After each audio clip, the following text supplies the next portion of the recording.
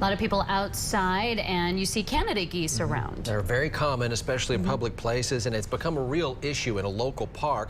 A News Channel 11 viewer captured some video and sent it to us asking for help. The viewer with this video of the boat ramp at Steele Creek Park, and it's a mess, just coated in droppings.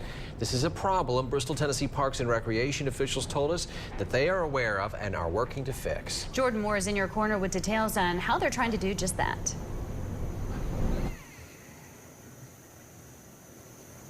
Well, Josh, Sarah, Director of Parks and Recreation Terry Napier says hundreds of Canada geese call this park home and admits it's a constant battle between cleaning up the droppings and figuring out how to control the population.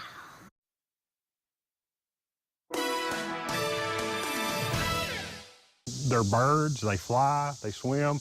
It's going to be a battle for life. But Director of Parks and Recreation here in Bristol, Tennessee says they're doing what they can to combat the problem, especially here at the boat ramp, an easy point of entry for the Canada geese. The only fix that we've come up with so far is putting, it doesn't have to be a tall fence, do some kind of temporary fencing. As you look around the park, it's evident there are a lot of them. We probably have 200 to 300 what I'll call resident population. And this time of year, the geese are not only leaving their droppings behind. They're losing, it's called molting. That's where they're losing some of their feathers, and some of those are their flight feathers. And while Napier and his crew continue to search for solutions, they also hope to educate the public. We're going to be putting in some signs in the coming weeks that's going to prohibit feeding of geese, because you can't not want them and feed them. You got to have one or the other.